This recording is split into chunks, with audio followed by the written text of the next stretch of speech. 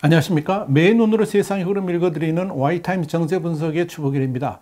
우크라이나 사태 와중에 미국이 전격적으로 대만에 전직 고위 관료들로 구성된 정부 대표단을 보내기로 해서 그 배경이 주목되고 있습니다.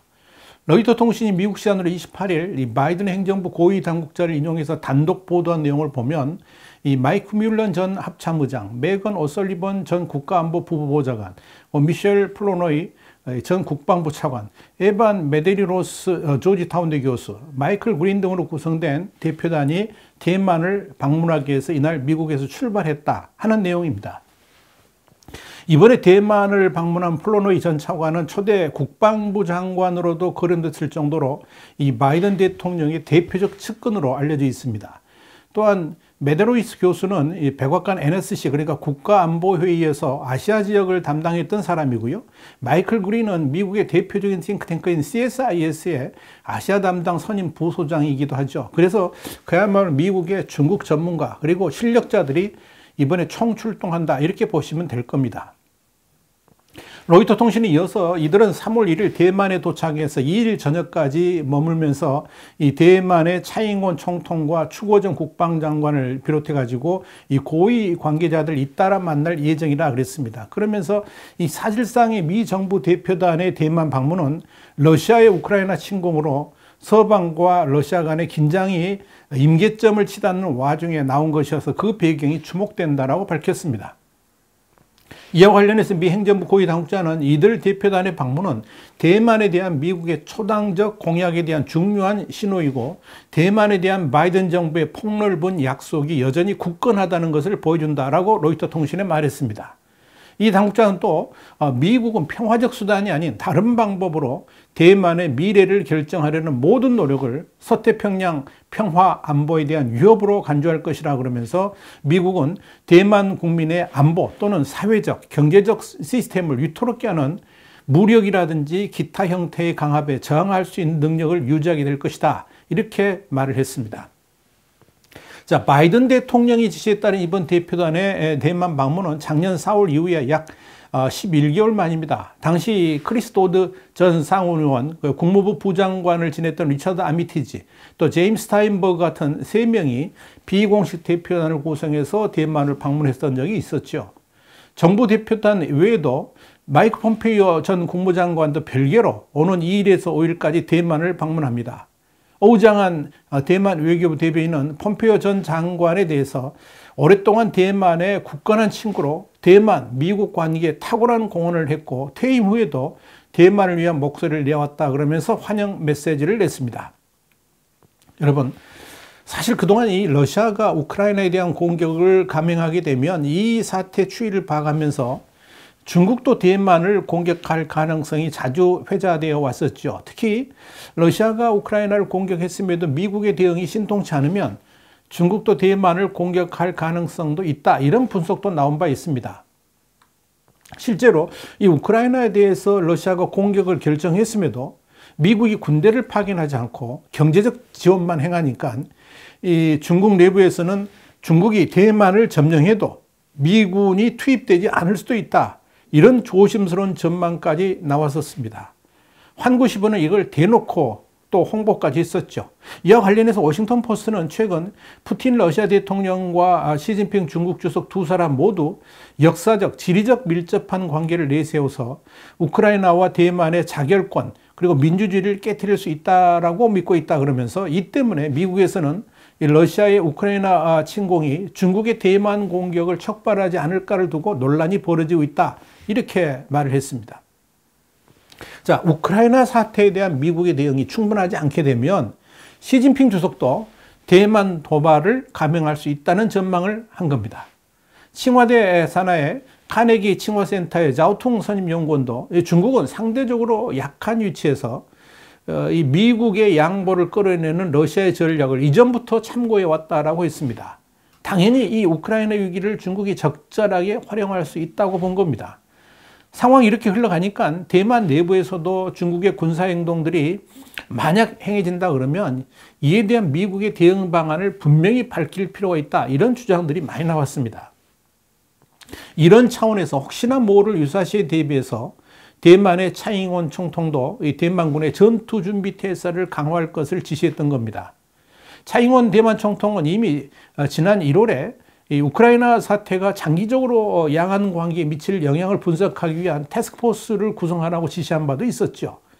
이와 관련해서 홍콩의 사우스차이나 모닝포스트는 23일 차잉원 총통이 우크라이나 위기 속에서 외부 세력의 교란을 대비하기 위해서 전군에 전투태세를 갖추라고 지시했다 그러면서 차이 총통의 이런 결정은 전날 고위 관료들을 만나 현재 위기가 대만에 미칠 영향에 대한 자문을 구한 뒤에 이같이 밝혔다라고 전한 바 있습니다. 그러면서 차이 총통은 우리의 안전을 보장하기 위해서 대만 해협에서 우리 군대의 전투준비태세를 계속 강화해야 된다 그러면서 대만 주변과 인도태평양 지역의 군사활동에 대한 감시를 강화해서 비상사태에 대응할 수 있도록 하겠다라고 말했었습니다. 대만의 중국 담당 부처인 대륙위원회 추타이산 주임위원, 그러니까 장관급인데요. 이분도 지난 25일 오후에 대만 현지 언론과 인터뷰에서 이런 말을 했습니다. 오늘은 우크라이나, 내일은 대만이다. 이런 우려가 있지만 여기에 나는 동의하지 않는다 그랬습니다. 그러면서 지정학적 전략상의 지위, 지리적 정세, 경제적 중요성, 미국과의 관계 이런 4가지 조건에서 대만은 우크라이나하고 비교할 수 없는 다른 점이 있다라고 설명을 했습니다. 이 추타이산 주임위원은 이어서 대만은 인도태평양 민주동맹의 일원이자 제1열도선, 그러니까 일본 오키나와 그리고 대만 필리핀 몰라카 해협을 잇는 방어선을 제1열도선이라고 그러죠. 이 제1열도선의 중심적이나 그러면서 이 대만이 무너지면 대만 해협은 물론이고 남중국해 정세가 요동칠 것이라고 강조했습니다. 이건 중국이 설령 대만을 침공한다 할지라도 우크라이나처럼 속수무책으로 당하도록 미국이라든지 서방 세계가 방관하지 않을 것이라는 점을 강조한 것으로 보입니다.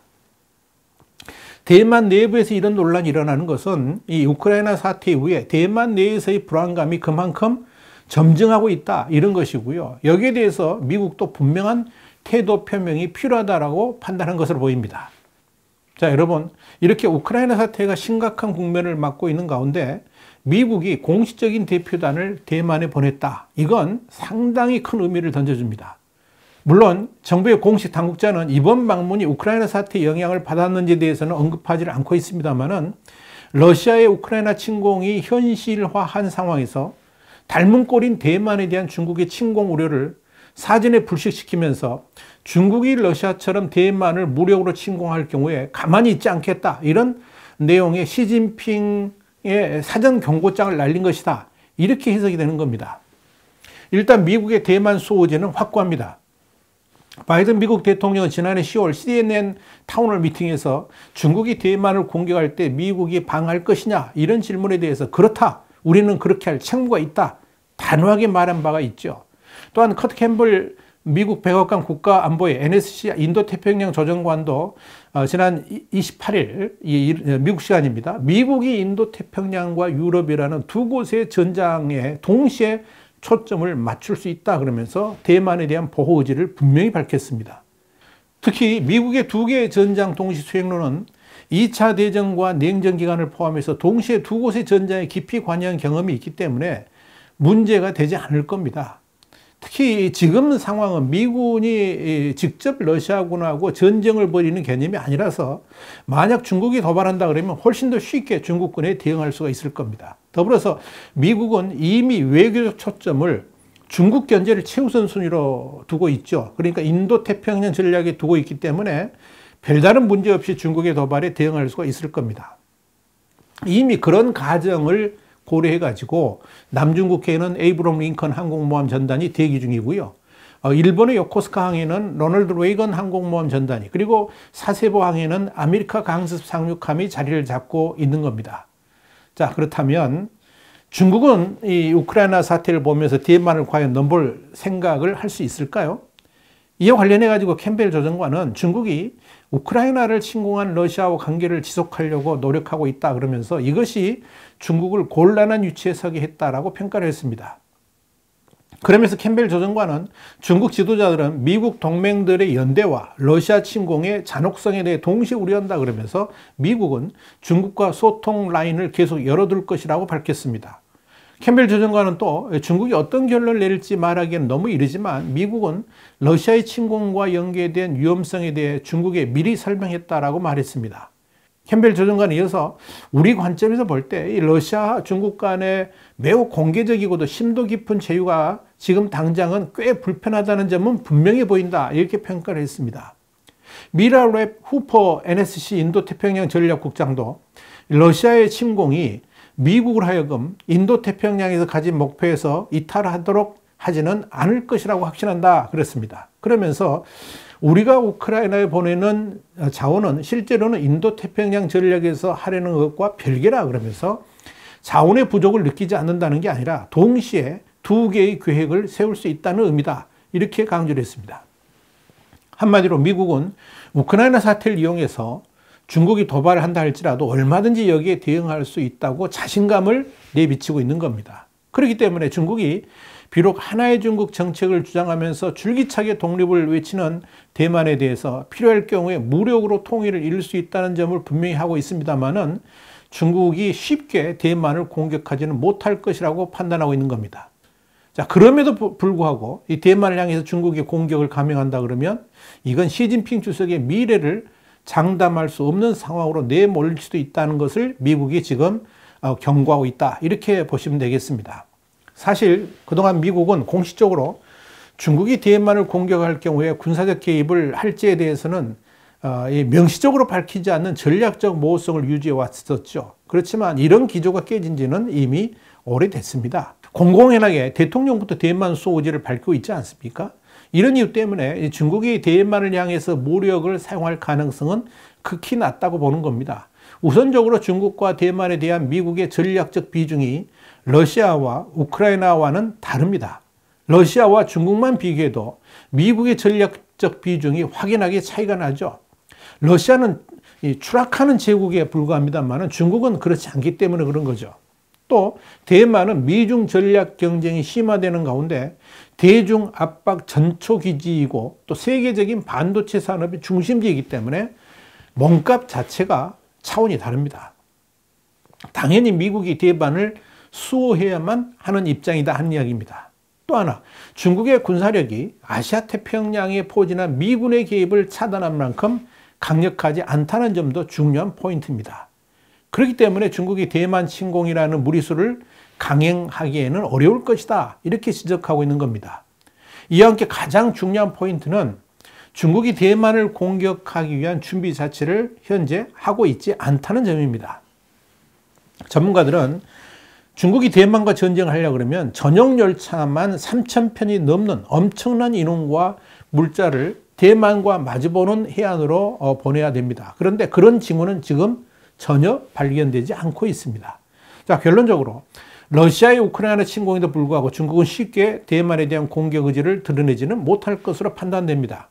그럼에도 불구하고 중국이 대만을 공격하기로 결정한다면 시진핑 주석도 푸틴 대통령과 같이 전쟁 범죄자로 낙인 찍히면서 국제적으로 고립되는 길을 걷게 될 것입니다. 와이타임 정세 분석이었습니다. 다음 시간에 다시 뵙겠습니다. 감사합니다.